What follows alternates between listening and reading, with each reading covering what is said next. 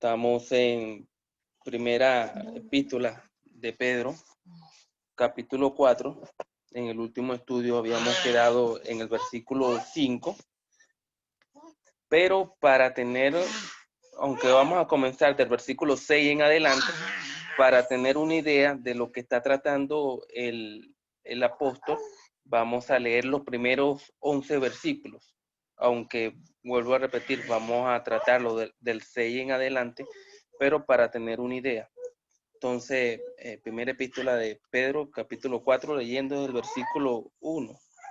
Puesto que Cristo ha padecido por nosotros en la carne, vosotros también armaos del mismo pensamiento, pues quien ha padecido en la carne terminó con el pecado, para no vivir el tiempo que resta en la carne, conforme a la concupiscencia de los hombres, sino conforme a la voluntad de Dios. Baste ya el tiempo pasado para haber hecho lo que agrada a los gentiles, andando en lascivia, concupiscencia, embriagueces, orgía, disipación, abominables idolatría. A esto le parece cosa extraña que vosotros no corráis con ellos en el mismo desenfreno de disilusión y os ultraja. Pero ellos darán cuenta al que está preparado para juzgar a los vivos y a los muertos. Porque por esto también ha sido predicado el evangelio a los muertos, para que sean juzgados en carne según los hombres, pero vivan en espíritu según Dios. Mas el fin de todas las cosas se acerca. Sed pues sobrios y velad en oración. Y ante todo tened entre vosotros ferviente amor, porque el amor cubrirá multitud de pecados. Hospedaos los unos a los otros sin murmuraciones, cada uno según el don que ha recibido, ministrelo a los otros como buenos administradores de la multiforme gracia de Dios. Si alguno hable conforme a las palabras de Dios. Si alguno ministre conforme al poder de Dios que Dios da, para que en todo sea glorificado, para que en todo sea Dios glorificado por Jesucristo, a quien pertenecen la gloria y el imperio por los siglos de los siglos. Amén. Hasta aquí, que el Señor bendiga su palabra y la prospere en nuestros corazones. Bueno, hermanos, continuamos desde el versículo 6, pero para poder entender un poco este versículo es necesario por lo menos tener en cuenta desde el versículo 4 en adelante. El versículo 6 hasta el sol de hoy ha traído mucha controversia entre algunos que tratan de explicar una ideología según ellos y qué fue lo que quiso decir el apóstol Pedro en este versículo. Yo voy a dar lo que yo pienso y estoy sujeto a corrección. Pero el versículo 6 dice, por esto también ha sido predicado el evangelio a los muertos. Sabemos, hermanos, que el evangelio es las buenas nuevas de salvación y es predicado a aquellos que están vivos para que cuando pasen el obelisco de la muerte vayan o al cielo o tristemente a la perdición eterna. Por lo tanto, la misma idea del versículo, uno puede llegar a entender que no se trata de que se está predicando a muertos en sí. Entonces nos lleva a la idea de que esto es que en ese tiempo, hermanos, habían dentro de la palabra, dentro de los creyentes, habían sido perseguidos, torturados, martirizados y ya habían unos muertos. Y a eso es que se refiere en este versículo. Por esto también ha sido predicado el evangelio a los muertos, a aquellos que ya tristemente habían muerto por causa del evangelio. Mire lo que dice de aquí en adelante para darle más sentido a este pensamiento. Dice, para que sean juzgados en carne según los hombres. Recordemos que los hombres podían agarrar a los creyentes y podían torturarlos hasta matarlos. Juzgados en carne según ellos. Pero vivan en espíritu según Dios. Y uno puede llegar a pensar a lo que dijo el Señor Jesucristo en Marcos. Dios no es Dios de muertos, sino Dios de vivos. Y cuando el mismo Señor Jesucristo dice que para Él todos viven, refiriéndose a cada genuino creyente que ha sido salvado por medio de la obra en la cruz del Calvario del Señor Jesucristo, que fue sellado por el Espíritu Santo. Entonces, según la carne, según los hombres, los creyentes ya murieron, pero para Cristo estamos vivos. Pero quiero destacar dos cosas en este versículo 6, hermano. Y es que dice, según los hombres, y abajo dice, según Dios. Dos veces la palabra según. Y uno puede llegar a reflexionar, puede llegar a meditar y a considerar, conforme a según que yo estoy viviendo mi vida hasta el sol de hoy, según los hombres o según Dios. Es necesario que muchas veces nosotros seamos sinceros y a veces un día, una hora, un minuto, un mes o hasta un año, ¿cómo hemos vivido nosotros ese tiempo? ¿Según lo que quiere Dios para nuestra vida o estamos viviendo según los hombres? Mire, dependiendo de eso, hermanos, vamos a querer lo que dice el versículo 7, mas el fin de todas las cosas se acerca.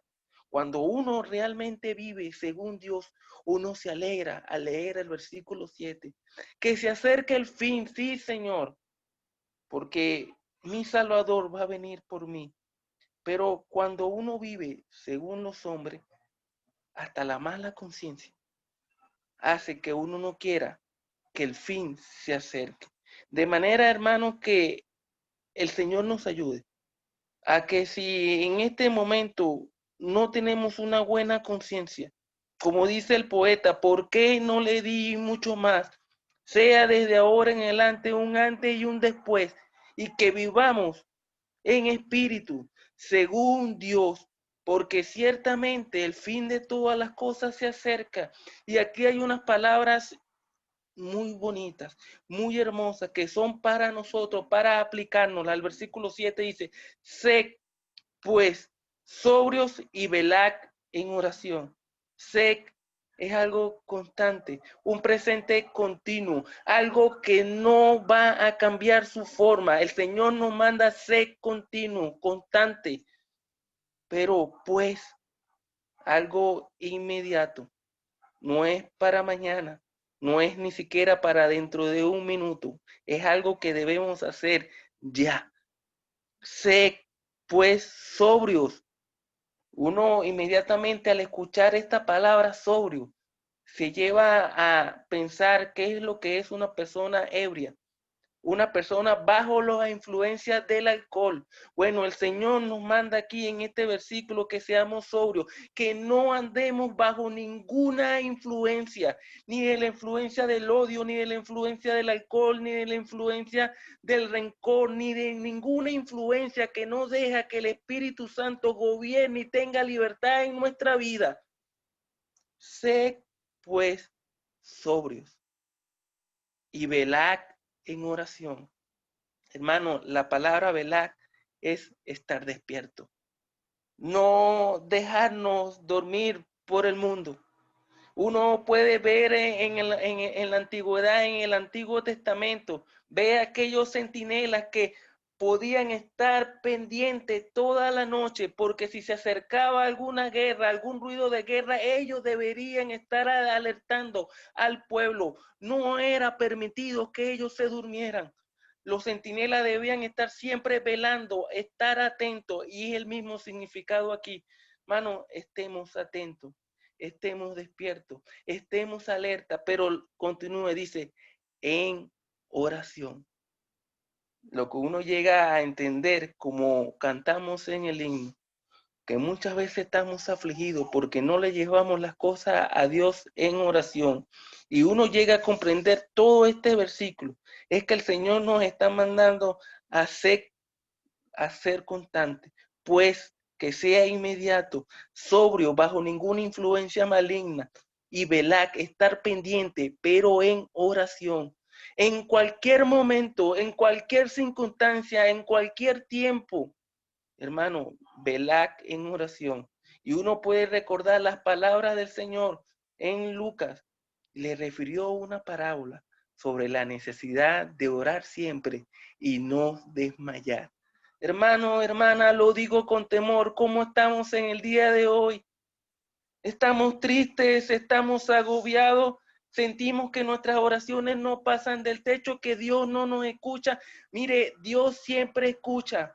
No desmayemos nuestra oración, aunque lo que pidamos parezca que sea imposible. Velad, estar despierto en oración. Hoy más que nunca debemos utilizar este recurso de la oración, fiel recurso que nos ha dado Dios.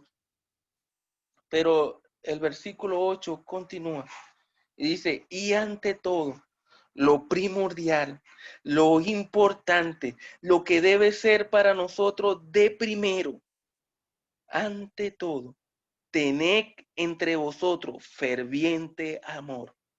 Ya hemos hablado con anterioridad y hermanos capacitados nos han ministrado sobre la palabra amor, el vínculo perfecto, y que el amor en su máxima expresión es Cristo muriendo en la cruz del Calvario a favor de nosotros. Por eso quiero hablar también de esta palabra ferviente. Tiene la idea como de hervir, de estar constantemente en ebullición. Y sabe, hermano, uno llega a comprender este versículo pidiéndole al Señor ayuda, y es que nuestra vida debe derrochar constantemente, fervientemente, en todo momento, amor. De aquí en adelante hasta el versículo 11 podemos ver una esfera entre los hermanos, entre las asambleas, en la asamblea de unos con otros. Dice, ante todo, entre vosotros ferviente amor. Mano, que el Señor nos ayude a ser verdaderamente lo que nos indica su palabra. Ese amor ferviente, no solamente amar de boca, amar de dicho, sino con acciones, sino con hechos, ferviente. Que el amor por mi hermano, cualquiera que sea su nombre, sea varón o sea hembra, es mi hermano. Debo amarlo y debo estar ferviente en constante amor. Que mi vida refleje que yo verdaderamente amo a mi hermano. Porque como dice Juan, si no amamos a nuestros hermanos que vemos, ¿cómo vamos a amar a Dios que no vemos? Pero el versículo continúa y dice, porque el amor cubrirá multitud de pecados. Y ahí vemos el ejemplo del Señor. Y uno llega a redondear este versículo y llega a la conclusión de que muchas veces nos podemos sentir ofendidos. Muchas veces podemos sentir que nuestro hermano nos trató mal. Muchas veces podemos sentir que nuestro hermano nos faltó, pero el versículo es claro y dice, el amor cubrirá multitud de pecados. Si vamos a Proverbios, dice, fieles son las heridas del que ama. De tal manera, hermano, que resumiendo este versículo, uno puede llegar a la conclusión de que aunque mi hermano me haya ofendido, haya hecho algo en contra de mí, no por eso yo debo dejar de amarlo. No por eso debo dejar de sentir por él ferviente amor. No por eso debo dejar de orar por él. No por eso debo dejar de sentir lo que Dios me ha mandado a sentir por él, que es amor, el vínculo perfecto. Y sí, es fácil decirlo, pero que el Señor nos ayude a aplicárnoslos a nuestra vida, porque si lo está mandando en su palabra es porque nosotros podemos hacerlo. Pero vamos al versículo 9, hospedaos los unos a los otros sin murmuraciones. Y esta palabra da tristeza, murmuraciones. Es hablar bajo, criticar, no solamente cuando una persona no está, sino que aún cuando está en medio del ambiente donde nos desenvolvemos, hablarlo bajo con otro, pero criticando, diciendo mal de esa persona. Y como dije anteriormente, hermanos, si vemos aquí la esfera de la iglesia, ¿cómo podemos caer tan bajo de hablar mal de mi hermano, a que en el versículo anterior Dios me ha mandado que con ferviente amor lo ame? De manera que el Señor, por medio del Espíritu Santo, nos puede estar reprendiendo en este versículo. hospedaos los unos a los otros, sin murmuraciones, recibirlo. Pero el versículo 10 y el versículo 11 lo quise unir y dice, cada uno según el don que ha recibido, ministrelo a otro. Hermano, Dios le ha dado un don a cada uno, a cada genuino creyente, por lo menos un don debe tener. Y el Señor nos lo está mandando a ministrarlo, a ejercerlo, a no ser como aquel mal siervo que el Señor le dio una mina y lo que hizo fue enterrarla. No prosperó. El Señor aquí nos manda a ministrar el don que tenemos. Tenemos el don de hospedar, hay que ministrarlo. El pueblo del Señor lo necesita. En cualquier momento un hijo suyo lo va a necesitar. Tenemos el don de predicación. Hermano, ministrelo. Hay que ministrar el don de predicación. La iglesia lo necesita. Tenemos el don de ministerio. La iglesia también necesita el ministrar. Todos los dones son necesarios. Y veamos cómo termina el versículo. Como buenos administradores de la multiforme gracia de Dios. Creo que fue el hermano Marco que el último, en el martes pasado habló, o fue don David que habló de que el título calza perfectamente a lo que estamos hablando. Buenos administradores de la gracia de Dios. Dios nos ha dado esto y nosotros debemos administrarlo. Pero quiero ver que no nos gocemos no solamente en el don, porque muchas veces podemos sentirnos agrandados, porque quizás yo puedo tener tal don y tal don es mejor que el tuyo. No, que el Señor nos ayude a estar en humildad y a gozarnos en qué, en que el Señor, el Dios Todopoderoso, nos ha dado un don y nos gocemos en él, la multigracia de Dios, multiforme gracia de Dios. Y el versículo 11 dice, si alguno habla, hable conforme a las palabras de Dios. Si alguno ministra, ministre conforme al poder que Dios da. Y esto es bueno tenerlo en mente, hermano, porque muchas veces cuando podemos estar hablando, debemos pensar y considerar, ¿quién ha hablado?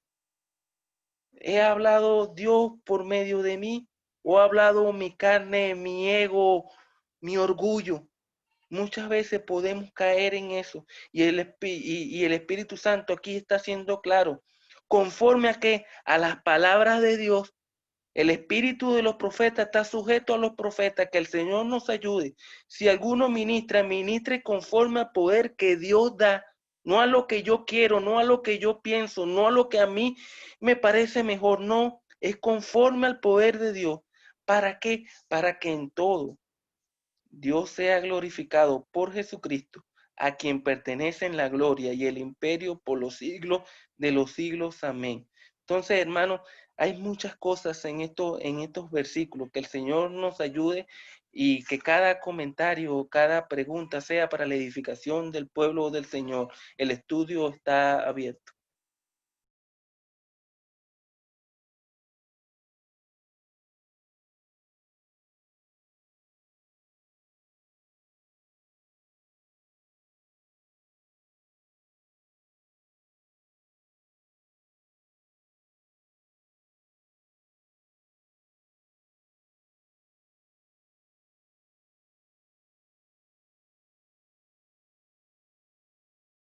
Fíjense, hermanos, que donde comenzamos la lectura, nuestro hermano Keniel ya ha dicho lo que ha significado esa expresión que predicaba el Evangelio a los muertos, y lo ha explicado bastante bien, pero yo quiero solamente enfatizar una expresión que es, pero vivan en espíritu según Dios. Fíjese que venimos de unos capítulos donde se ha hablado del sufrimiento en la vida cristiana. El sufrimiento por testificar de Cristo, por ser fiel ministro de Cristo, por ser discípulo de Cristo. La vida cristiana no es como ahora, en los primeros tiempos. Ahora es fácil decir yo soy cristiano, yo he creído, y algunos ni siquiera pasan ni siquiera un susto en su vida cristiana. Pero antiguamente no era así. Antiguamente decir cristiano, bautizarse incluso, era ponerse, como decimos en buen chileno, ponerse la soga al cuello. Por lo tanto, ese es el ambiente que Pedro está escribiendo. Y fíjese que en ese ambiente de persecución llega el Evangelio. Y los hermanos que compartieron el Evangelio, mientras iban siendo perseguidos, predicaban el Evangelio, porque no arrancaban mudo, no arrancaban callado, arrancaban vociferando la palabra de Dios, cosa que por donde andaban, habían personas que podían ser salvadas. Y en esa extensión del Evangelio, fíjese usted, habían personas que se convertían. Y después también iban a ser perseguidas. Y morían según la carne. Pero dice aquí que viven en espíritu delante de Dios. ¿Por qué? Por la obra de Cristo, sí. Pero ¿qué mensaje fue el que les llegó a ellos para que ahora no están físicamente con nosotros, pero están en la presencia del Señor? El Evangelio. El Evangelio. Hermanos, tenemos un mensaje glorioso que da vida a los muertos. Da vida eterna a los muertos. Es el Evangelio. El mensaje que los hermanos en el primer siglo predicaron y que hasta el día de hoy se tiene que predicar. Es un mensaje glorioso que cada creyente tiene y que puede compartir. Fíjense que, y con esto termino, ayer nos contaba un hermano que estaba haciendo reuniones por Zoom, estas reuniones caseras que uno les llama, pero que ahora son por Zoom, y que en esa reunión se convirtió una persona, una mujer. Y habrá escuchado, se juntan los domingos en la tarde, pero habrá escuchado, qué sé yo, cuatro domingos. Después de haberse convertido, siguió escuchando, póngale usted 4 más, y se fue al sur. Dijo, tengo que ir a predicarle a mi familia. Y viajó al sur. Y fue a predicar el Evangelio con eso poquito que aprendió. Pero decía, por último, mi testimonio. Por último, decir lo que yo hice. ¿Cómo me convertí? Y no se preocupaba si le hacían preguntas difíciles, nada, no, el Señor me ayudará. Y fue la señora. Está allá predicando el Evangelio a su familia. Entonces, hermanos, tenemos un mensaje con nosotros que tenemos que vociferar, gritar, a diestra y a siniestra, porque ese mensaje, para el que lo escuche, para el que lo cree, le da vida, estando muerto. La verdad, hermanos, que, como se ha dicho, estos pasajes, bueno, como toda la palabra de Dios, son profundos, son muy profundos. En realidad, fíjense que en el 6 dice, por esto también ha sido predicado el Evangelio a los muertos. Y yo como creyente podría pensar que el texto que dice que estamos todos muertos en delitos y pecados. Pudiésemos decir que también ha sido predicado el Evangelio a los muertos, refiriéndose a los que están muertos en delitos y pecados. ¿Ya? Porque dice, por esto también dice, ha sido predicado el Evangelio a los muertos. Y bueno, sería forzar la escritura, pero podríamos entrar en ese detalle, pero como lo explicó Keniel, está bien explicado. Ese es el contexto. Eso es lo que significa. Así que no nos vamos a confundir con eso.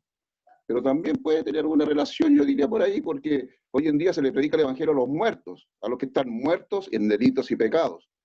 Si en esta noche alguien no tiene a Cristo, está muerto en delitos y pecados.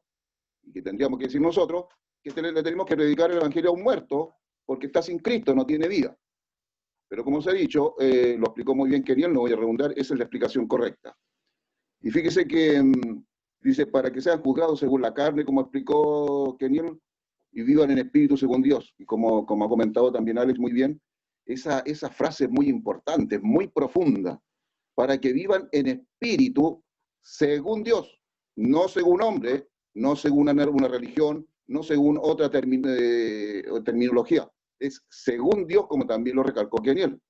Y fíjese que vivir en espíritu según Dios, es como dijo Alex, y esto se produce porque ha sido predicado el Evangelio. Y cuando nosotros creímos al Evangelio, vino el Espíritu Santo a morar en nosotros. Entonces, en nuestro espíritu natural mora el Espíritu Santo para hacernos vivir según Dios. Porque el Espíritu habla a nuestro espíritu y nuestro espíritu natural habla al alma. Y el alma se desarrolla para dar un buen testimonio, que es todo lo que pide el apóstol más adelante, lo que dice el apóstol. Entonces, vivir según el Espíritu es que el Espíritu Santo ha sido puesto en nuestro espíritu para vivir según Dios, pero por el poder del Espíritu Santo, cuando, como decía Alex, fuimos convencidos por el Evangelio Santo, ¿ya? Es una parte importante. Dice, y ante todo, mire, ahora viene, pudiésemos decir que del 7 para adelante, vienen imperativos apremiantes para vivir estos últimos días. Recordemos que estos creyentes estaban viviendo en tiempos difíciles, complejos. Por eso que el apóstol Pedro me encanta como él habla de Cristo y le dice al creyente, mire, Cristo hizo esto, tú tienes que hacer esto, Jesucristo hizo esto otro, tú tienes que hacer esto otro. Estamos respaldados totalmente por el ejemplo del Señor Jesucristo, por eso que dice que tenemos que tener la mente de Cristo, que tenemos que vivir como Jesucristo, con la mente de Cristo para poder soportar en estos últimos días. Si no vivimos con la mente de Cristo, hermanos, vamos a ser derrotados. Como se decía en oración, vamos a quedar en el desierto. Por eso es importante leer la Biblia, no solamente leerla, hay que masticarla, hay que meditarla, hay que preguntar a hermanos más sabios, hay que leer de otros hermanos para poder crecer y madurar espiritualmente. Esto para que nosotros tengamos la mente de Cristo. No es que yo voy a tener la mente de Cristo, simplemente no. Yo adquiero la mente de Cristo leyendo la Escritura, comiendo esta palabra, bebiendo esta palabra, meditando en ella. Recién voy a tener la mente de Cristo. Porque dice también, fíjese en el 7, más el fin de todas las cosas se acerca. ¿Ya? Entonces es como que el apóstol quisiera meternos miedo. Es como que el apóstol quiere impresionarnos. Quiere decir, cuidado, muchachos. El fin se acerca, que este fin que se acerca no nos encuentre sin hacer nada, no nos encuentre sin predicar el Evangelio, no nos encuentre sin dar un buen testimonio, como viene más adelante algo precioso e impresionante. Dice, cuidado muchachos, dice, el fin de todas estas cosas se acerca. ¿Qué se acerca al fin? No solamente al fin del tiempo de la gracia, sino que se acerca al fin en que el Señor Jesucristo vendrá a buscarnos. Muchas cosas sucederán en este fin. Entonces a veces sed pues sobrios y velad en oración. ¿Qué es ser sobrio? Es ser discreto, es vivir en forma moderada, en armonía, la vida cristiana conforme al ejemplo del Señor Jesucristo. Si nosotros tenemos la mente de Jesucristo, vamos a pensar como Jesús, vamos a hablar como Jesús, vamos a actuar como Jesús. Y eso es lo que nos llama aquí, cuando sed pues sobrios y velad en oración. Y aquí está algo importante, velad, es decir, tenemos que dedicar hasta la madrugada, por decirlo así, la oración. O sea, orar como oraba el Señor hasta que se le venía la noche y lo pillaba a veces el amanecer orando. Estamos en tiempos difíciles, muy complicados, y lo podemos ver. Por lo tanto, dice, sed sobrios, es decir, como decíamos, es discreto, moderado, vivir en armonía el comportamiento de la vida cristiana, imitando al Señor. En oración, sobrios y velad. Es decir, prácticamente no deberíamos ni dormir, hermano, deberíamos pasar orando, leyendo la Biblia. Y luego dice, y ante todo, tened entre vosotros ferviente amor, porque el amor cubrirá multitud de pecados. Y aquí hay dos condiciones muy profundas, dos condiciones, pero que son impresionantemente que el Señor Jesucristo las plasmó cuando murió por nosotros en la cruz. Él murió por amor y cubrió multitud de pecados por ese amor. El ejemplo sigue siendo en el Señor Jesucristo. Por eso dice aquí, ante todo, tened entre vosotros ferviente amor. ¿Qué es el ferviente? Celoso, con ardor, con un gran entusiasmo, con ese amor ágape, ese amor que es sufrido, ese amor que lo da todo y no exige nada ni pide nada. Es el amor de Cristo. Hermano, esto es muy importante, es muy importante. Y ante todo, tened entre vosotros ferviente amor. ¿Podríamos decir que nosotros tenemos ferviente amor? Mire, si yo amo al Señor Jesucristo, tengo ferviente amor para con mi hermano. pero si yo no leo la Biblia, si yo ando como quiero, si no me interesa la lectura, no me interesan las reuniones, entonces no amo al Señor y no voy a tener este ferviente amor como el apóstol está diciendo aquí, que era lo que él tenía. Este ferviente amor es eso. Dice, porque, y aquí viene la explicación, si nosotros teníamos ferviente amor, dice, porque el amor cubrirá multitud de pecados. Y eso es muy importante, porque el Señor cuando murió por amor, cubrió toda nuestra iniquidad, cubrió todos nuestros pecados con su sangre preciosa derramada en la cruz. ¿Y cómo nosotros ahora tenemos que cubrir esos pecados? Con el testimonio del amor de Cristo, que ha sido derramado por su Espíritu en nosotros. En esto conoceréis que sois mis discípulos, en que os améis unos a otros, dice allá en Juan, el Señor Jesucristo. ¿Los conocen como discípulos? Y aquí, mira, aquí yo entiendo en este pasaje dos explicaciones. Dice, para mí es, por ejemplo, que el creyente debe dar atención a su comunión con otros creyentes y tener ese amor ferviente por todos los miembros de la familia de la fe, o sea, entre cristianos. Un amor así, dice, no hará pública las faltas y las fallas de los otros creyentes. Mire lo que está diciendo, que debe ser mayor el testimonio de amor para que se disipe las faltas de los, quizás de los más pequeños, de los que somos un poquito más porfiados, etcétera, etcétera. Un amor así, dice, no hará pública las faltas y los fallos de los otros creyentes, sino que los protegerá de la vida del público.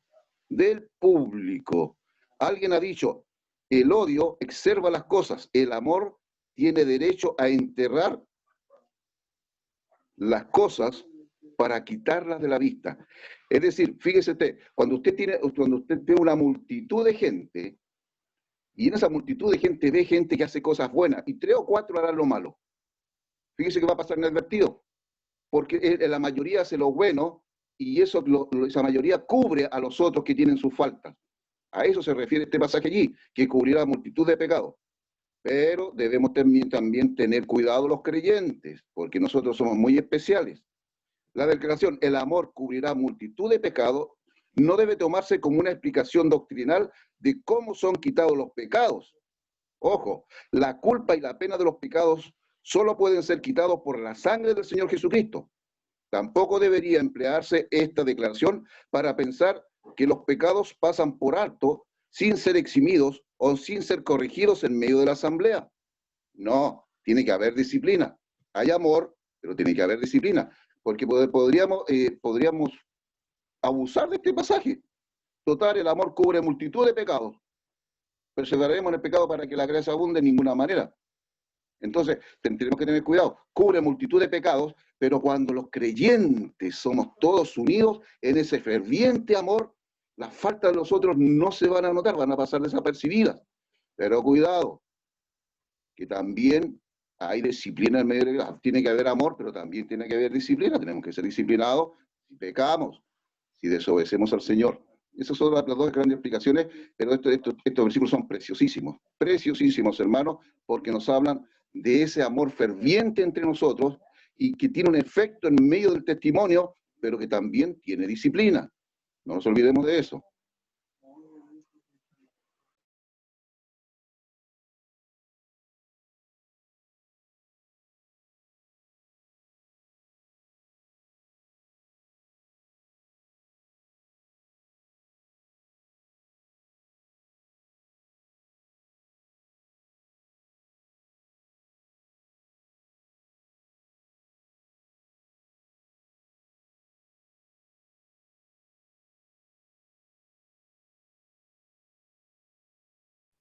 No sé si la idea que dijo nuestro hermano José Catalá, no sé si le entendí bien, creo que puede pegar mucho con Juan 3:18. El que en él cree no es condenado, pero el que no cree ya ha sido condenado. Una vez escuché a un hermano hablando de este versículo y dice que nosotros le predicamos el evangelio hasta a condenados, porque el que no ha creído ya está condenado, no va a ser condenado a futuro, no, ya está.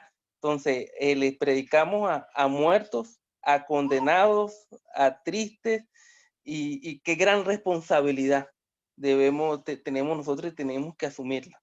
Entonces, que el Señor nos ayude.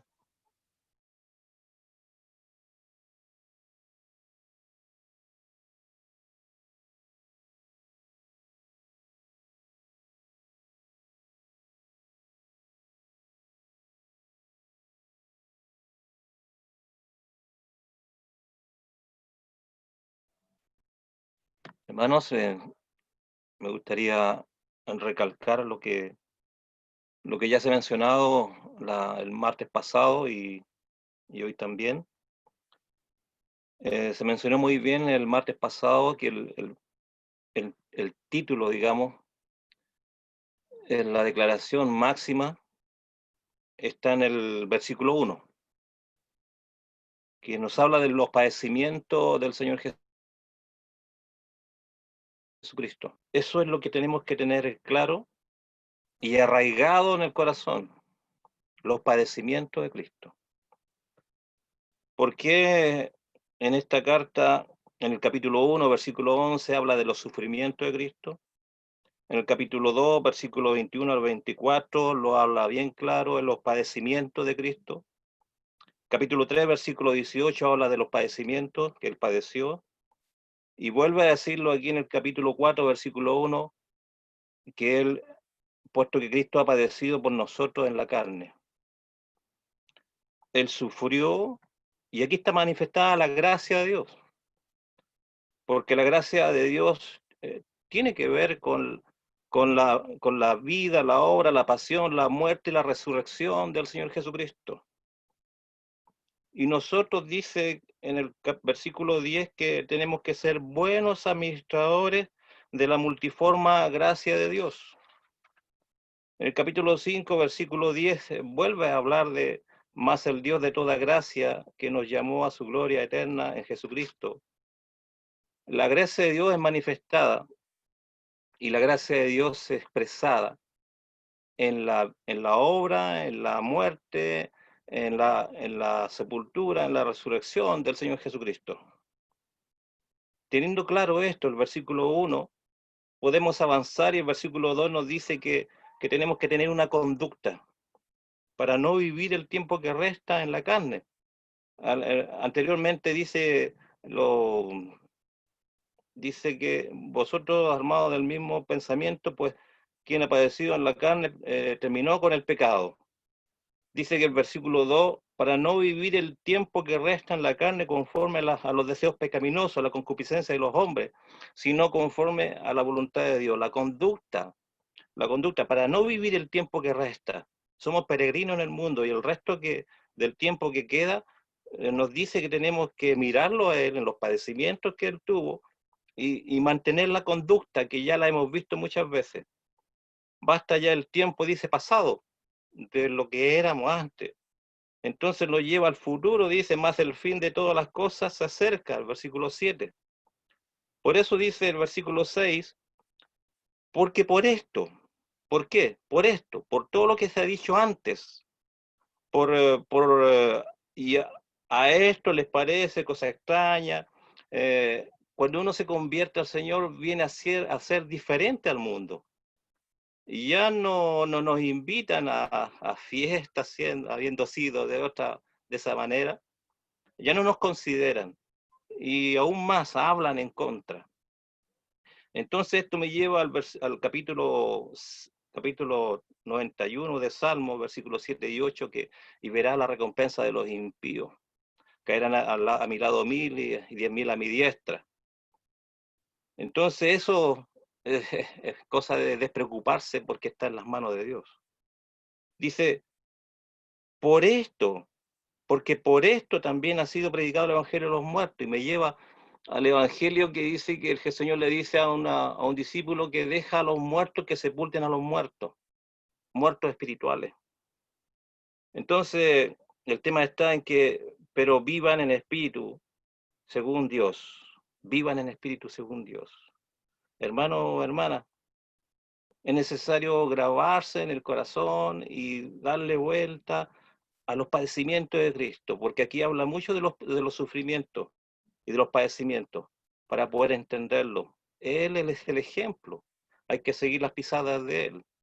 Estamos en tiempos difíciles, estamos en tiempos de sufrimiento, solamente mirarlo a Él. Y llevar una conducta como a Dios le place, una conducta delante de nosotros, amándonos nosotros los unos por los otros, decía, y entre todo tened entre vosotros ferviente amor, decía José Luis, porque el amor cubrirá multitud de pecados. El hospedado los unos son los otros, sin murmuraciones. Una sola línea para el creyente. En el trabajo, en el colegio, donde quiera que estemos, somos el mismo, donde quiera que andemos.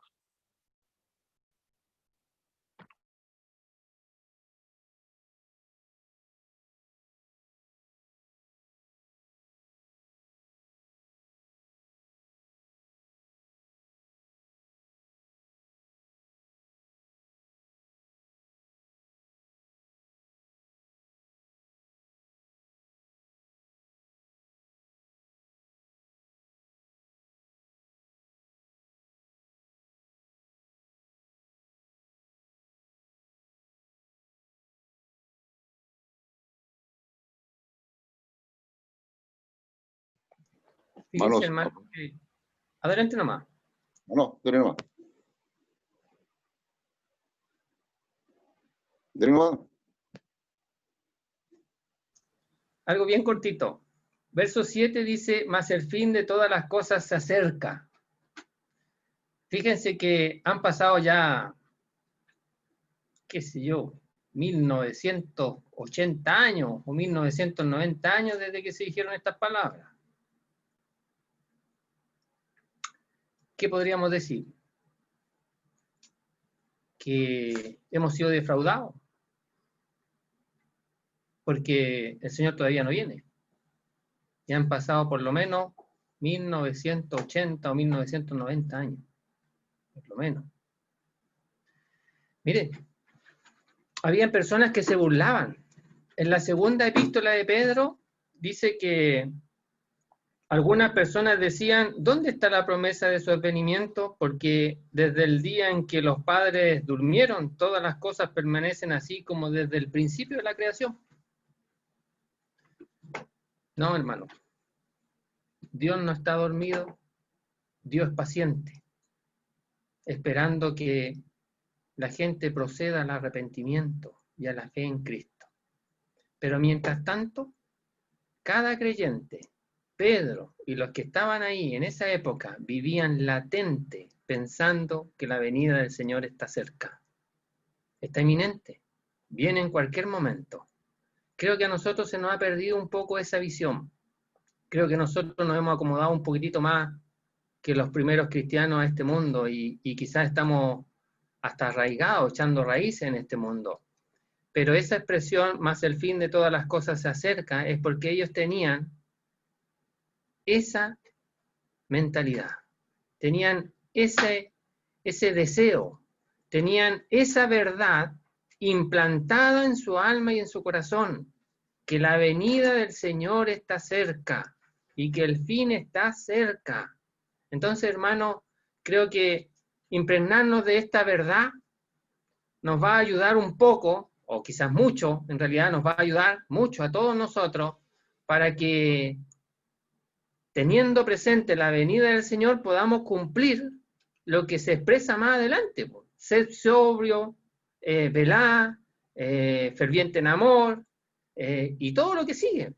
Porque cuando al trabajador que está ahí sentado le dicen, viene el jefe, vuela. Ni se le ven los piecitos corriendo a hacer las cosas, porque viene el jefe. Bueno, aquí la idea más o menos es esa. El Señor viene pronto.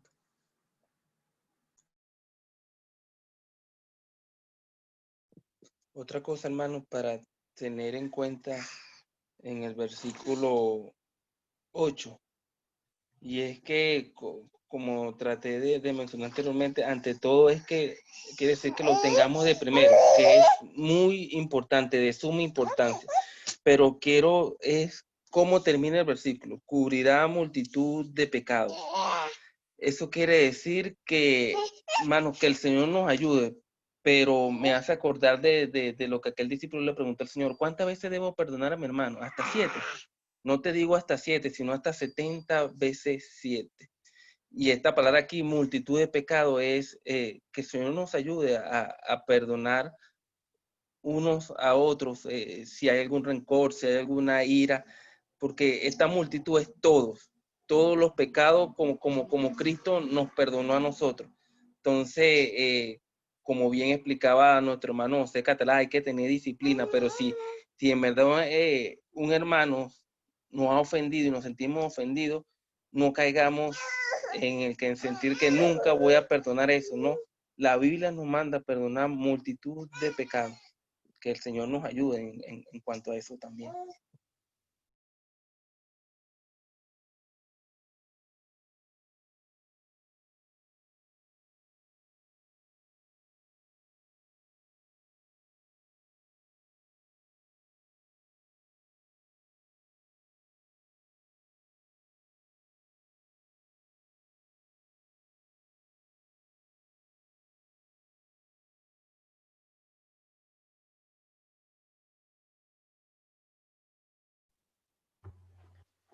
Muy bien, Solamente hermano. para... Así que No, estaba haciendo la referencia del hermano que está en Brasil. Él citaba el Salmo 94. También estaba pensando en ese versículo de lo que ha dicho nuestro hermano Alex. Dice el Salmo capítulo 90, versículo 4, porque 1000 años delante de tus ojos son como el día de ayer que pasó. Quizás nosotros estamos limitados y sujetos al tiempo, pero para el Señor no hay límites de tiempo.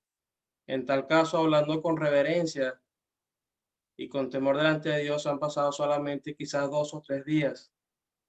Y como decía bien nuestro hermano Alex, este tiempo que ha pasado es misericordia y gracia para todos. Él no quiere que ninguno perezca, sino que todos procedan al arrepentimiento.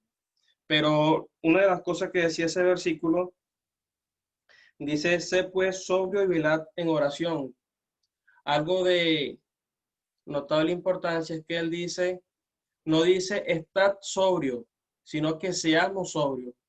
Uno también va a encontrar esta expresión en 2 Tesalonicenses cuando dice que seamos sobrios y velemos. Esto debe ser una característica del creyente, no un estado. El creyente siempre debe ser sobrio, no estar. En el mundo las personas acostumbran cuando tienen penas, cuando tienen problemas, a ahogarse en el alcohol y estando en una condición de ebriedad, pierden el sentido, el conocimiento de las cosas. El creyente no puede estar de ninguna manera bajo esas circunstancias.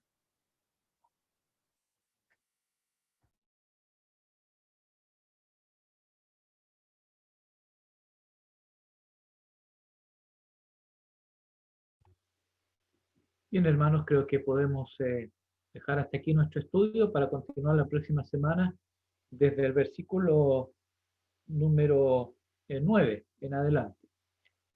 Así que un hermano, por favor, que nos encomienda al Señor en oración en esta noche, para terminar.